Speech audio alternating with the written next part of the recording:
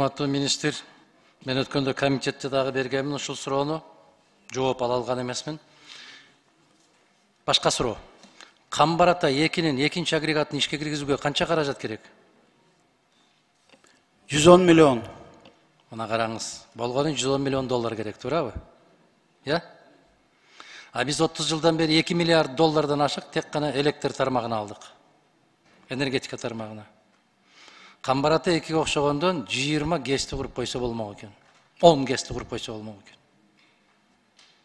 Ушулар кайда кетти деген суроолор мыйзам ченемдүү да. 2 миллиард доллар кайда кетти? Кумга синген суудай болуп. Азыр кесиптештер берип аткан суроо, мына караңыз, коррупция барбы десе жок дегендей кылып атасыз. Кыргызстандагы эң бай үй бүлөлөр бул электр тармагынын жетекчилеринин үй бүлөлөрү. Эң бай үй бүлөлөр. Экинчиси бажыкана, үчүнчүсү прокуратура, анан сот, милиция. Мен өткөндө сизге суроо бердим, калктын канча карызы бар сиздин алдыңызда деп. Сиз айттыңыз, 1 тыйын да карызы жок деп. Убакытты токтотсоңор жигиттер. Туурабы ушул? Халктын Калктын карызы жок сизде. Халк ай сайын төлөйт. Эски карыздары бар, эски карыздар. Бүгүнкү күндө халк убагы менен төлөйт электр энергия акчасын. Эми караңыз. Эми караңыз, урматтуу министр. Долбоордун алкагында тарифтердин чыгымдарын ордун толтуруу үчүн ушул карызды алып атабыз деп атасыңар. Кимдер карыз? Мен өткөндө сурадым, дагы сурайм. 3 эң чоң ишкананы айтыңызчы, кимдердин карызы бар? Бүгүнкү күндө 3 чоң ишкананы алсак, карызы бар, бирок банкрот болуп жабылып кеткен карыздары бар, ишканалар бар. Кимдер ошолор? Эме бар, кайсы карыздары бар, кайсы компаниялар бар? Адахан Кимзамбаевич, аз 1 мүнөт.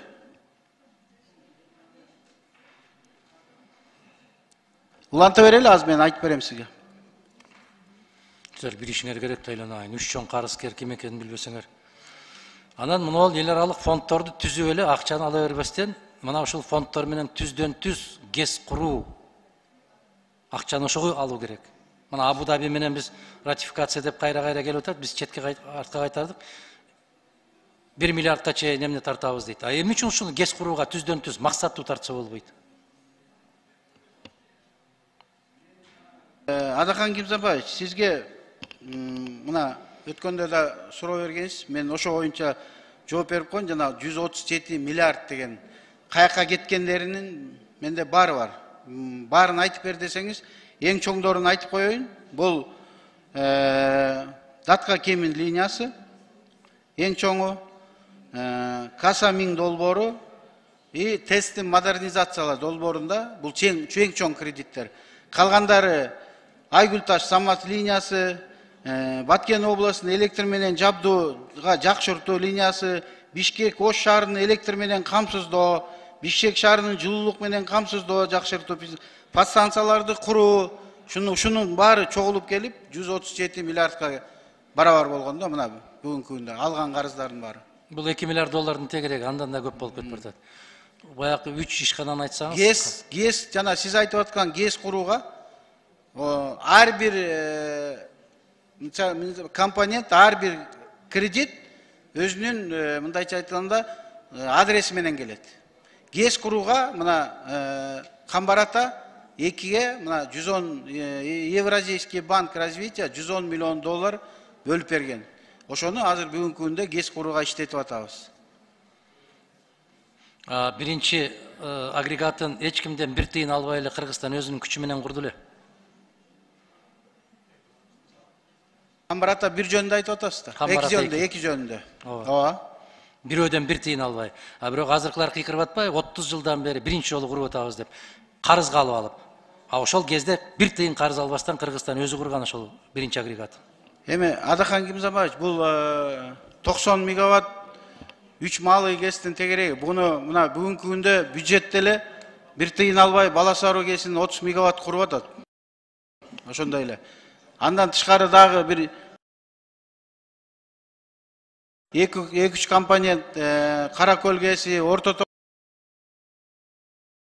Донской ГЭСи деп аяка 30% үлүшү менен кирип куруп атат. Бул эми бул кичинекей эле ГЭС 100 мегаватт деген мындайча айтканда бир чоң айылдын эле потреблениясы да. Ошону жолдош министр Чоң ГЭСтерге Адакан Кимсаевич, мисалы үчүн могу Камбарата 2 деген бул чоң мега проект. Бул биздин Кыргызстандагы потреблениянын жарымын жабат да ошондо. Камбарата 1 ал.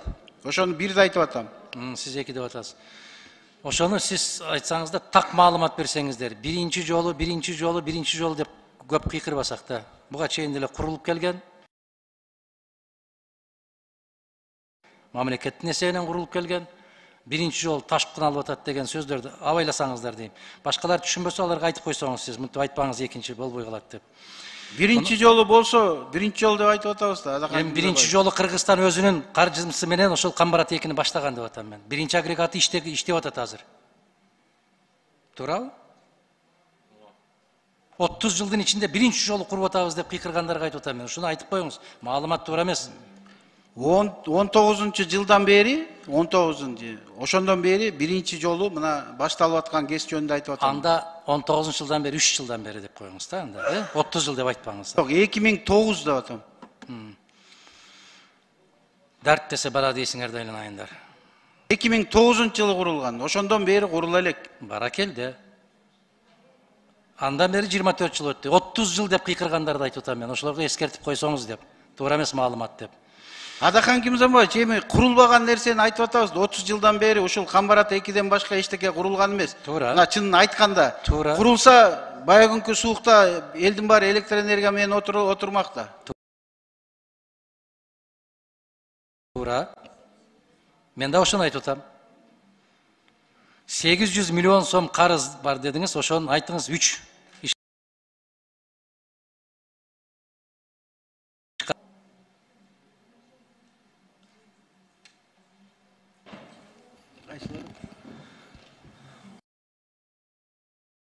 Ошону айтып коесуздарбы?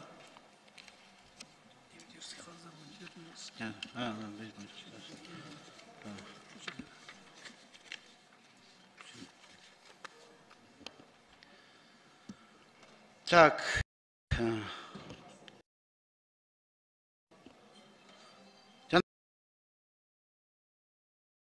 Жана сиз көтөрүп аткан маселе бүгүнкү күндө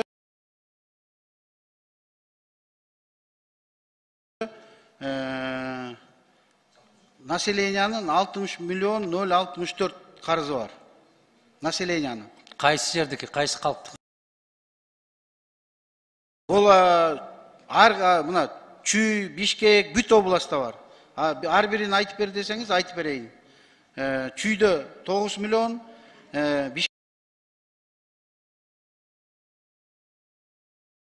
Бишкекте 4 миллион, Таласта 10 миллион, Ысык көлдө 5 миллион, 5 миң, 12 Нарында 12 миллион, 7 миллион Жалал Абадта, 9 миллион Ош Бесте. Баарын кошсоңуз 100 миллионго жетпейт экен.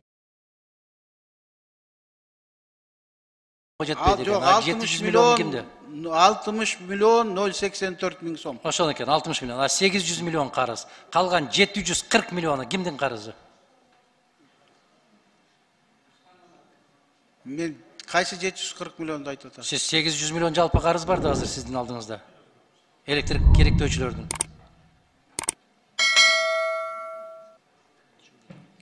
800 миллион деген жөнүндө айткан жок. Дедиңиз. Мен жазып отурам сиздин деген сөздөрүңүздү. Сиз сурадыңыз, населенияныкы канча карыз бар? Мен Мен населенияны эмес, айтып мага берем. чейинки кесиптешим сурады, канча карыз бар деди, сиз 800 миллион дедиңиз. Билбейм кайсы карыз жөнүндө айтып атасыз.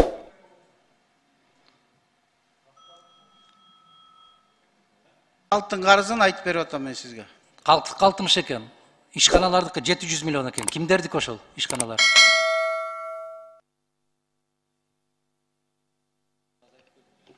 Аз 1 мүнөт. Азыркы жана 3 ишкананы айтабыз деп өдүңөр, ошону айтып бербейсиздерби? Саламатсыздарбы? Адахан Кимсамович, генеральный директор НЕС Кыргызстан. Бул жерде карыздар боюнча айтканда, республиканский бюджетте 38 миллион, ондан 27 миллион сом республиканский бюджет. Андан сырткары местный бюджет боюнча 67,56 миллион сом. Ош областында, Ош боюнча теплоснабжениянын карызы 189 миллион 177 миллион сом. Кыргыз теплоэнерго 84,19 миллион сом. Бишкек теплоэнерго 4,9 миллион сом карыздар. Аппарат 5-ші микрофонды иштетип койсоңор. Мындайда атайын башка жака буруп атасыңар да. Халыкты себеп светти өчүрөбүз деп кыйкырасыңар, ошолор күйгүзөт. Мына кече комитетте көз сүйлөштүк го. Калктын сиздердин алдыңыздарда карызы жок. Мекеме ишканалардын карызы бар дедиңиз. Мен ошолорду сурап атам. 3 чоң мекеме ишкананы айтыңызчы, кимдер алар? Азыр атап кетпедимби?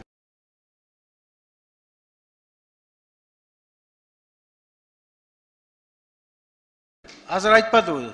Теплоком, Кайсы теплоком?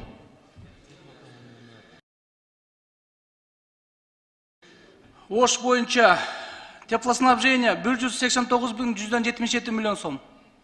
Кимдин карызы ал? Кимдики? Теплоснабжение. Кимдики ал карыз? Теплоснабжение. Теплоснабжение.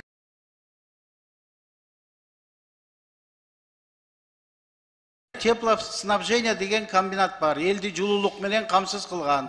Ошонун электроэнергия карызы азыр айтып аткан сумма. Мен аны сиздерден азыраак билбесем дагы сиздерчелик билем эмне экендигин.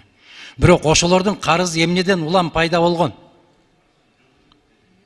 Калктын алдындагы карызбы? Халк теплоснабженияга Карыз. теплого карыз, ал электроэнергияга төлөй албай атат. Жылуулукка карыз. Жылуулук сиздерге карыз. Жылуулук бизге карыз. Жылуулукка биз электроэнергия берип атабыз. Жылуулук субсидия менен отурат. Мисалы алсак 1,5 миң сомго сатса 4 миң сомго жылуулукту чыгарат. Ошонун карызы бүгүнкү күндө ушул. Өткөндө комитетте таптакыр башкача маалымат бергенсиз. Урматтуу министр мырза, мен Нурланбек мырза, биз комитетте карап чыкканбыз, мен позициямды билдиргем. Мына жердеги мен берген кесиптештеримдин берген суроолоруна так жооп болбой атат. Ошондуктан биринчи окуудан токтотушубуз керекпиз. Өзүнчө угуу жүргүзүшүбүз керек. Карыз алып эле атабыз, бул болбойт. Мына 2 миллиардтан ашып кетти карыз, электр тармагына алган карыз. 2 миллиард доллардан ашып кетти. Сунушум ушундай, рахмат. Ушуга жанагы карыз боюнча жооп берип коюңуз. Уруксат берсеңиздер. Бул жерде биз кредитке алып аткан карызды элдин карызынан төлөө максатында деген жер жок бул жерде. Элдин карызы 60 миллион деген карыз, азыркы министр айтып өткөн карыз. Бул өндүрүлбөгөн карыз. Андан сырткары элдин карызы текущий эле карызыбыз бар, ай сайын 700 миллиондон. Бул 1-январь 23-жылга. Эл ай сайын төлөнөт, ал боюнча маселе жок. Ал эми алынып аткан кредит элдин карызын жабыш үчүн эмес, электроэнергетика жабдууларды алмаштыруу жөнүндө сөз болуп атат да.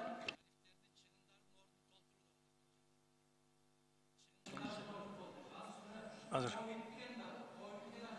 Эми 6-чы микрофонду күйүз коелу. Урматтуу төрага Нурбек Эмирбекович, регламентти сактайлы бересиз. Бизде жазылганбыз. Мен бардык коллегаларым сенен, бирок процедурныйга чыккандан кийин жооп берилбеш керек. Сиз муну жакшы билесиз. Сунушун берсин, анан токтотсун да. Рахмат. Эми урматтуу депутаттар, бу жерде спорный вопрос болуп калды. Элге да түшүнүктүү болуш үчүн, ошон үчүн мен жооп бергенге уруксат берип атам да. Эми 7 миллион элибиз бар, аларда түшүнсүн эми ушул канча карызы бар экенин. Ошон үчүн мен эме жооп бергенге уруксат бердим да. Кийинки сөз 2-чы микрофон. Урматтуу төрага, урматтуу кесиптештер, аябай жазылгандар көп экен.